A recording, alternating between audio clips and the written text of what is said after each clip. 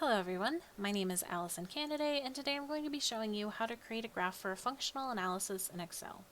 Before we start, there are a few things I would like to address. First, I'm using a desktop PC with Excel 2019 and I'm running Windows 10. Some of the organization or icons you see in this video may differ if you are using a Mac or even a different version of Excel. It is also important to note that this is my own personal way of creating these graphs.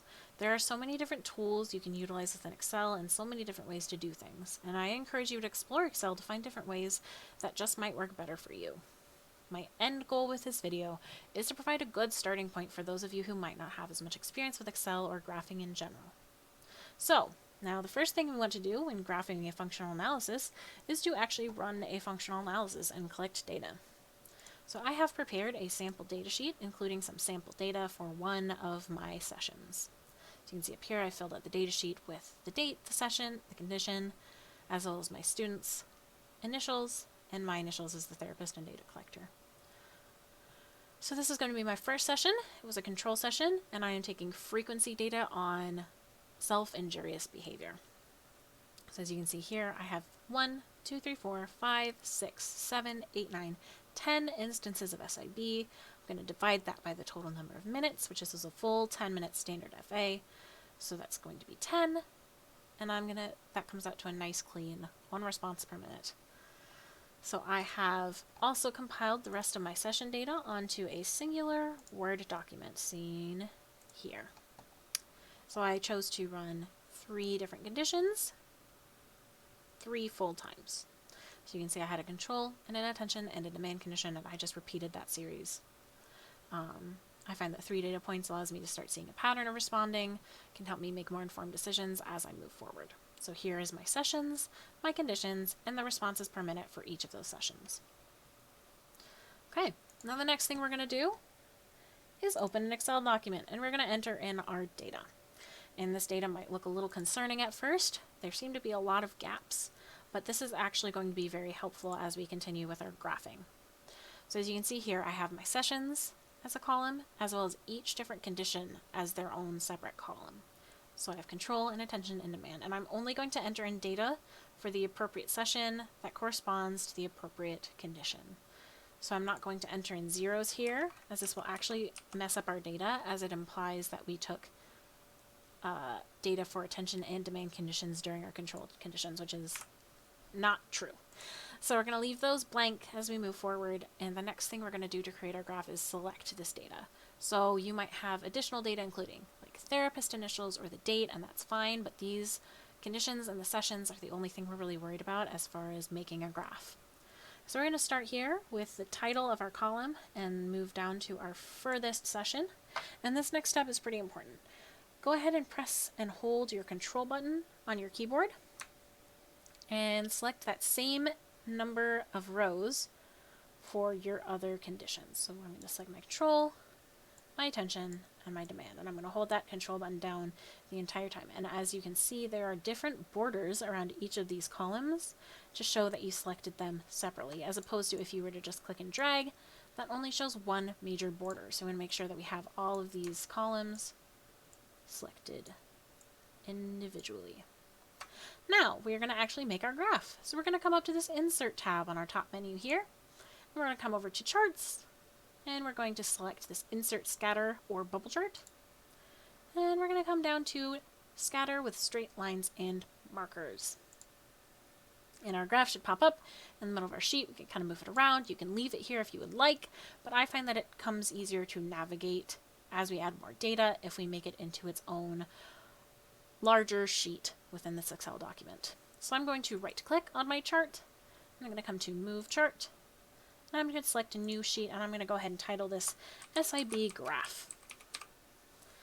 I find that the more descriptive my titles are for each sheet, the easier it is to navigate as I add in more sheets along the bottom here. So now we have our graph all shown up, and it is a little bit messy, and it is a little hard to read, and there's not as much information as we would like. So first thing I tend to do is remove these grid lines. I think that grid lines can make it more difficult to interpret as we move forward. So what I'm going to do is I'm just going to click on one of these vertical lines, and you can see that blue dots have appeared on all of the ends of these lines. And then I'm just going to click backspace. and that should get rid of all of them. Same way for the horizontal, click on one, make sure that all of them are selected, and press backspace. Excellent. A little bit easier to read now. So now we're missing some elements, and we have a few that we don't particularly need. So as you can see, we don't have any axes titles, we have chart title, and our legend here is at the bottom. We can actually change all of those things up here in our chart elements menu. So on the top right hand button, you should see a little green plus sign. We're going to select that, and then we're going to add in our axes titles by checking this box. We're going to remove our chart title by unselecting this box. And I prefer to have my legend on the right. Again, this is a preference. So I'm just going to click this side arrow here, and I'm going to move that to the right. You can include a chart title if you would like. I just prefer to remove mine as I find that it can look a little bit messier in some of my reports. So I just prefer to remove it altogether, let the chart speak for itself, use figure text to explain my chart as I use it in different documents. So, looking a little bit better here, but our axes titles are not quite appropriately labeled. So we are going to change that. We're going to double click on the text, and a little format menu should pop up here, and that will become our friend later on. But what we're going to do for now is we're going to highlight our text, and we're just going to start typing. So I'm going to go ahead and say self-injurious behavior in responses per minute. Excellent. Now we're going to come down here, double click on this axis title, select, and our x-axis is scaled to sessions. Great. That's the same way you would edit your chart title as well. You can just double click, select, and start typing, or delete and start typing, and that should edit those as well. Okay, now this next step is something that I wish I had learned much earlier in my graphing career. It saves you a lot of time and a lot of energy. You can actually select your entire graph. So we're not just going to select this section. This will just select your data within the graph. We want to select the entire graph by clicking on one of these outer corners here outside of that area. And that should just show this outer border selected, which is what we want. Then we're going to come to our Home tab. And we can change our text font. I prefer Times New Roman, as well as our text size and our text color. So if you watch this text here, you can see that Excel actually defaults to a sort of dark gray for its text instead of a pure black. So I'm going to go ahead, come here, click black, and that changed that color just a little bit.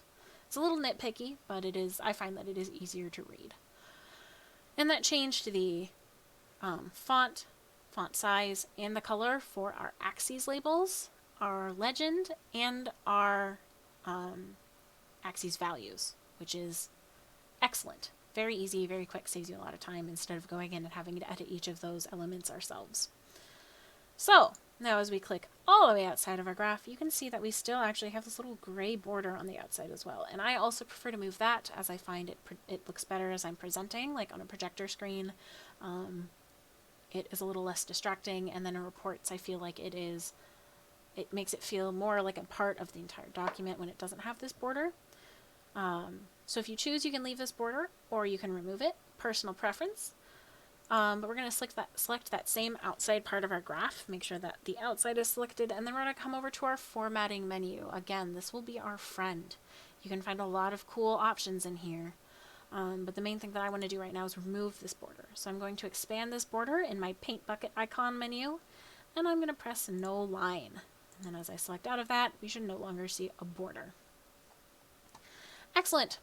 So now the next glaring issue that we can see in our chart is that none of these data points are actually connected. Excel defaults to this if that's part of this leaving these blank, is that Excel will not connect these lines because it does not register that this is within the same data series as these other two data points. So how we're going to tell Excel differently is we're going to right click on our graphic and we're going to come into this select data menu. This should create a pop-up that brings us over to our raw data, which is fine. And we're going to come into this hidden and empty cells menu. Select that, and then we're going to connect our data points with a line. We're also going to show data in hidden rows and columns, and that should connect all of our data points with lovely lines. We're just going to press OK twice, exit out of that. We should be back in our graph, and we should have our data points connected. Now, these Excel also defaults to having these lines appear with color, which again, personal preference is fine. I find it makes it a little more legible if you make the markers and the data lines all black with different shapes to denote the different conditions. So how I'm going to do that is I'm going to select one data point within a data path, and I'm going to use this formatting menu again. But something I do want to note is that if you click twice on a data point, it will just select that singular data point. Whereas if you just select once, it will select the entire data path. So make sure that you have all of the points on your path selected before you move on to this next step. Otherwise, you will be changing each marker one at a time, which is extremely time consuming. So first thing I'm going to do is I'm going to change my line to just be black. Do that here in this paint bucket menu, line, color, black. I'm going to go ahead and do that real quick with all of my data here.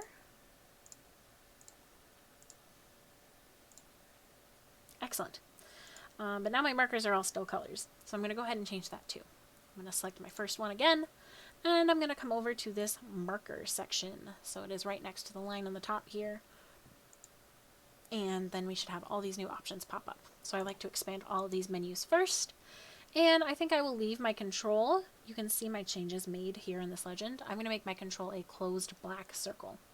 So I'm going to leave this as a circle here, the type.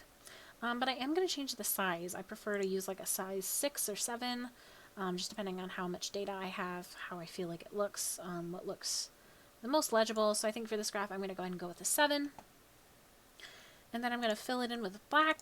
But as you can see, it still actually has a blue border. So we're going to come down to this border menu and make that black as well. And now we have control data path with black closed circles. For my attention, I feel like I'm going to use a triangle. So I'm going to come over to the same marker option on my formatting menu, and I'm going to select this drop-down menu. And you have a myriad of shapes you can actually choose from. The square and the diamond and the triangle are pretty common ones. There's also sometimes an X down here that you can select. But I'm going to go with the triangle for attention. And select that. I'm going to increase the size again. And I'm going to go ahead and fill it in just like I did for my control condition with a black fill and a black border. So you can see here, it is about the same size and it is the same color as the control condition, which is that continuity that I like in my graphs. So for my final one, I think I'm going to make my demand condition open circles. So you can do that by leaving this a circle as well. We're going to increase the size again, but now instead of choosing black for our fill, we are going to choose white. You can see that changed that there, and it makes it look like an open circle. And then our border, I'm going to go ahead and make that black, just so it's a little more legible. All right, so now we have all our data looking crisp and clean and professional, but our axes leave a little bit to be desired. So we're going to go ahead and do some formatting for our axes. How we're going to do this is we are going to double click, and our formatting menu should change again. Which is exactly what we want. Now something you might not notice right away is that these lines for our axes are actually a gray instead of a black. So how we can change that is we can come over to this paint bucket and we can choose our line, color, black, and now you can see a little bit more clearly the difference between this light gray and this black. So I'm going to go ahead and do the same thing for our x-axis. I'm just going to double click, paint bucket, and make that line black. So I'm going to come to our y-axis again, and this time I'm going to come to the axis options menu. So this is a little more nitty-gritty. This has a lot more numbers, looks a little bit scarier, but trust me, you'll get the hang of it. So the first thing I tend to look at is if Excel has chosen a minimum and a maximum that makes sense with my data. Excel generally does a pretty good job with this. It will generally leave some space up here for your graph to breathe, and it will generally leave 0 as its minimum. But let's say I wanted a little bit more space up top because I took some more data and I know I'm going to need more space. So I can go ahead and enter in a 3 here, and that will update my axis to include that 3 on top. A little more space up here. The reason I prefer to have more space is because if you add in phase labels, so some text up here that might tell you different conditions as you move through your graphs, having a maximum that is higher than your maximum data value will give you some space for that legibility up on the top here. But honestly, I think Excel did a pretty good job, so I'm going to go ahead and press that reset button. I'll show you that again. This reset button makes it so that Excel will go back and auto-update as you enter more data. So what that looks like is if my maximum point, instead of being 2.3, was a 3, then Excel will automatically update again, leaving some space, which is excellent, and just increase that maximum Y value again. So I will go ahead and undo that, leave our graph back to where it was, match our data, and it is back to that 2.5. Now another thing that I like to add into my graphs are tick marks, just to help with orientation. So I'm going to come back to my Y-axis, double click that, my axes options, and I'm going to come down to tick marks. So I'm going to add in some major type tick marks, which major type just means that that is the numbers that are labeled on your axis. I'm going to add in the minor types, which is anything in between. Now when I say anything, that does not mean that that number cannot be changed. If we expand our axes options here, we can actually come into this units section and change our major and our minor units, which is really handy. So let's say I wanted my major units to be 1. I didn't want any of the 1.5s or the 2.5s. I just want it to be 1, 2, 3. So I enter major, and now the intervals will be a single 1 response per minute interval. Let's say I wanted my minors to be 0.5, and that also changed those minor units. And then that is what my axis would look like if I were to change those units there. So you can mess around with this a little bit, see what you prefer. But again, I think Excel does a pretty good job of auto-selecting units for most graphs. So I'm going to go ahead and reset both of those. Looks pretty good. So my major units here are 0.5, which is at 0.51, so that's a 0.5 interval there. And the minor units are just 0.1. So that can help with some of that orientation as you are presenting or reporting on your graphs. But something else you might notice here is that we do have decimal points for our 2.5, 1.5, 0.5, but we don't have any of the decimal points for any of our whole numbers. So if that's something you would like to change, which sometimes I like to make that change just to make it a little bit more cohesive throughout, is you can come down to this numbers options and expand that, and we can change the category from general to number, and that will actually give us the option to edit these decimal points.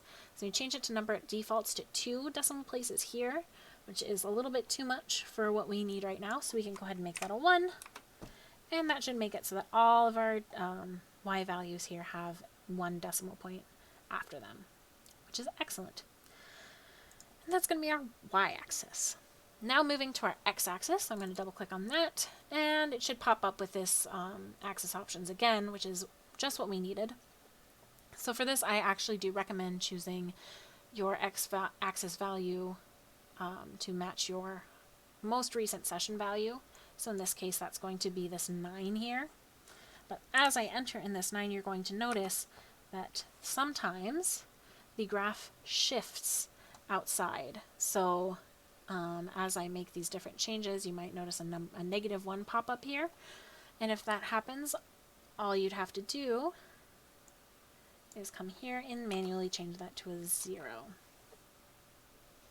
So that's generally my recommendation, is just always make sure to manually change that minimum to 0, just in case it auto adds some negative numbers on the back here. So now I might change my units. I tend to prefer like 4 to 5 numbers on the bottom here. So I might change my units to 2, especially since I know I have more data that I'm going to be adding. And then my minor I'm going to change to 1, just to help with that legibility. We're coming down to the same tick marks expandable menu, add in our major type and our minor type outside. And there's no need for me to add decimal places in these numbers here. So I'm just going to leave them whole numbers as is. I'm not going to mess with this numbers menu, but if you choose to, you are welcome to. Alright, so now another thing with our x-axis that you notice is we do have what is technically a session 0. So that's not actually possible, this is just a technicality. Again, this is a personal preference of mine, but I like to cover up that 0. There are a few different ways you can do that, but the way I prefer to do it is by clicking on my graph, coming up to this insert option up here, choosing shapes, a rectangle, and simply drawing a rectangle over my 0 and that tick mark and filling in and outlining with white. And that basically makes that 0 disappear. As I move that, it will reappear, but I just find that it makes the graph make a little more sense. It's a little bit of a technicality, but it can be helpful. All right, so now we have a beautiful professional looking graph, but we don't actually know who it's for. So how we can label this graph so that it's appropriate and we know who it is, which client this graph is for, we can actually select our graph again, come up to this insert, choose text box. We can make a box of any size. I'm going to enter my client's initials, and this will not default, unfortunately, to those defaults that we selected before up here on the top in our home menu. So we're going to go ahead and manually change those again. Times New Roman 12, make sure it's black. And then another thing we can do, a fun little trick, is that we can align our initials in the exact center of this box. So if I select this middle align and the center align, as I move this box around, these initials will stay in the center of this box wherever I place it. So I'm going to go ahead and make it as small as possible while still showing the initials side by side. I'm going to move it here. And then another thing I like to do is add a border around these initials just to make it a little more clear that this is not necessarily a part of the graph, it's just in order to label it.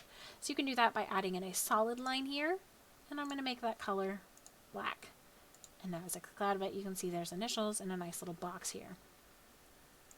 Alright, so now we have a great graph. But as you work with this graph, you're going to realize that this graph does not auto-update. It does actually require a little bit of maintenance.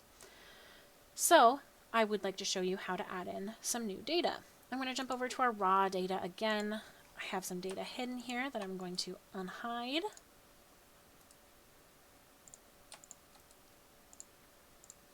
And so let's say I ran 3 sessions of extended alone and 3 sessions of an attention later on.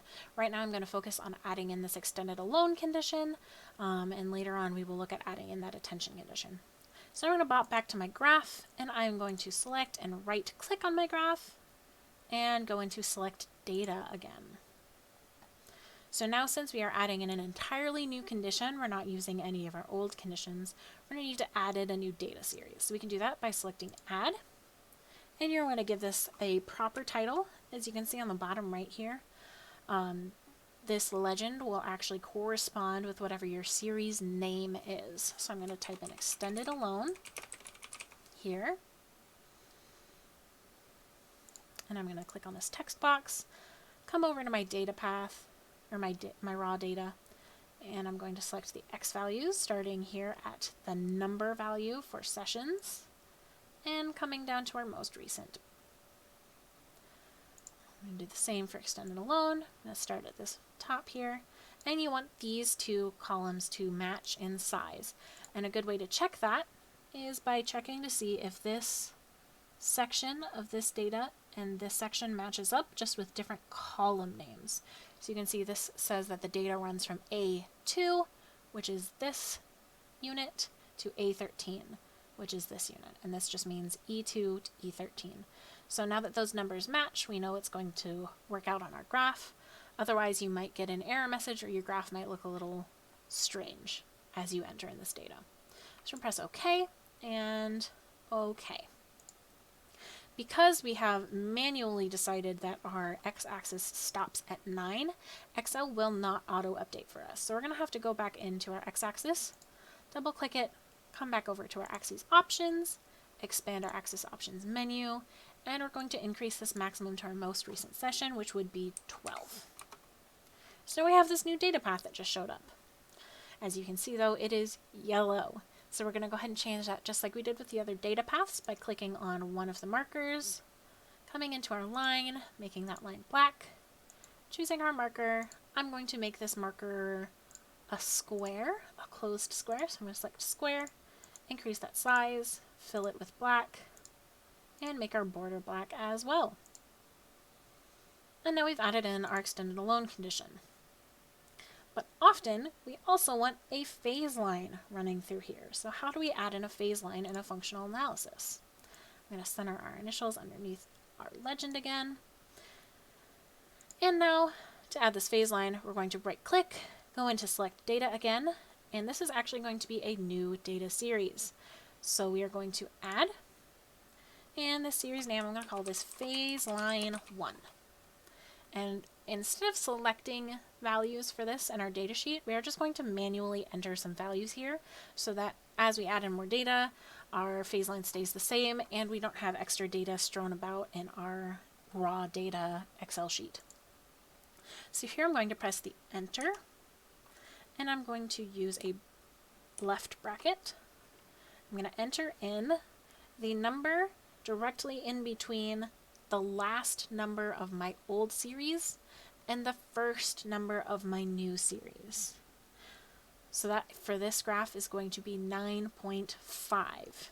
It's often a 0.5 number, which is helpful to remember. So just find that number in between those two phases where you want that phase line to land. That's the number you're going to select. So we're going to go 9.5, comma, 9.5. Make sure you close that bracket out there.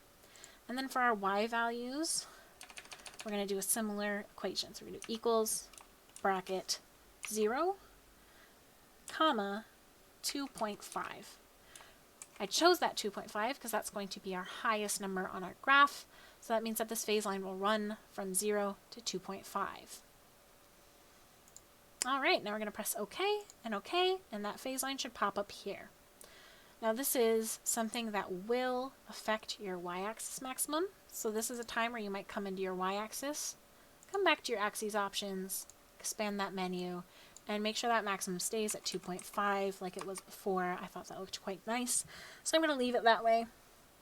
And now I'm going to come and look at my phase line, and it is blue. So I need to change those as well. I'm going to click once, and both of these markers should highlight.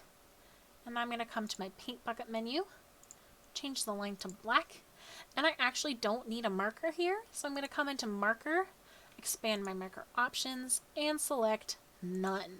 And that marker should be removed.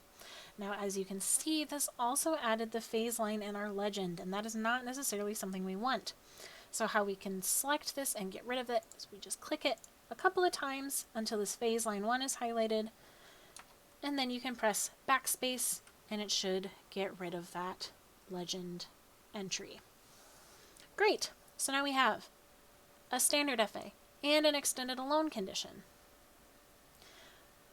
But it looks like this behavior is not automatically maintained because it was decreasing during our extended alone condition. So I decided to go ahead and look some more at our attention, see if I could differentiate it from the control. So that's where this attention data is going to come in. We're going to jump back to our graph, right click, go into select data again, and this time we are going to edit our attention condition. So this is also how you can edit the names of your conditions if you don't enter in those names correctly or if you would like to change them. This is a really quick, easy way to do this. You can go into any of these conditions, press edit, and change the series name. So this, for example, is saying that this is the data entered in C1, which is this word attention. But you can also just delete this and say attention, and it will give you the same result. So now for our X values, we're just going to expand these columns. So if you press this up arrow on the right here, you can select this, all of these sessions, and you can click back out of it. If you get a problem, if you get an error like this, you can just press OK, try deleting your data again, and reselecting. And now we're going to do the same thing here. It should auto highlight, so now we can just click and drag all the way to our most recent session. And we're going to make sure that these numbers match up, that A2, that C2, that A16, that C16 looks good. Those numbers are the same. We're going to press OK. And now we have a little bit of an issue. So first of all, our x-axis isn't auto-updating. That's to be expected. We're going to double-click on our x-axis, make sure that it shows those most recent data points. We're going to come over to this axis options, expand that, make our maximum, our most recent session, which is going to be 15. Great.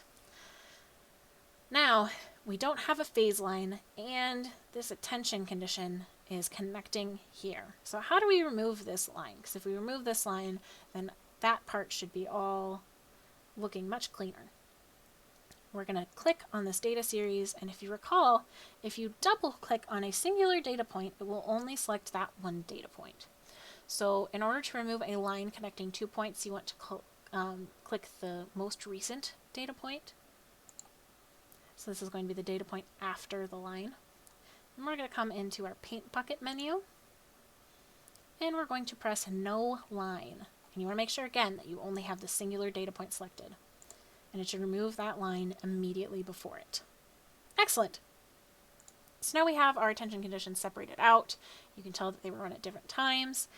But we still don't have a phase line because the extended alone was kind of a completely different condition. We just want to separate that out a bit. So we're going to add in another phase line the exact same way we did before, using select data, add. I'm going to name this phase line 2. And my most recent session was 13, so I'm going to take that minus 5.5, and that's going to be enters, bracket 13.5, comma 13.5. Oh, easy to do. I make that mistake quite often. We're actually going to go 12.5 because it's 13 minus 0.5.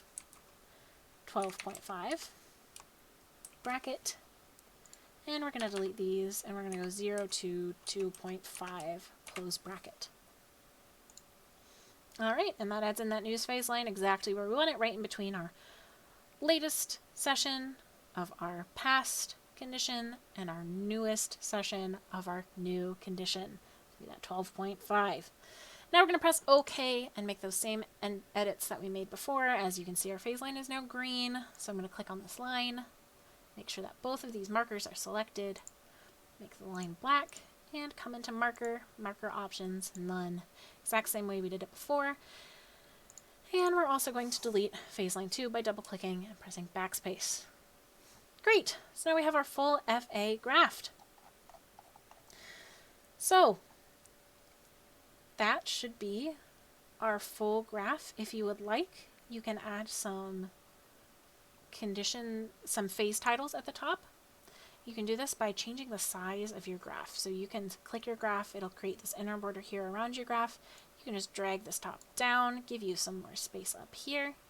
You can go to insert and a text box, and I'll just title this middle one here, extended alone. So if you decided to just title this alone and you wanted to make sure that people knew that this was an extended alone, you might use this phase label up here. You can come up, change this font, size and color, and if you actually center this as well, you can select the entire range of the phase and it will auto put itself in the middle of wherever you decide to put that text box, which is really nice, I find. And that is how we make a graph for a functional analysis. It is fully fleshed out and we can continue to maintain it. We can update it as we go on. And try to figure out the function of our clients' behaviors. I hope that this video model was helpful. If you have any questions, feel free to reach out to me if you know me personally. Otherwise, hopefully your supervisor can help answer some of these questions that you might have as well. And again, I encourage you to explore all the different things that Excel has to offer. There are a lot of cool tips and tricks that you can learn. I don't have all of them. This is just how I prefer to make my graphs and what I find is easiest for me. Thank you very much for watching, and I hope you have a lovely rest of your day.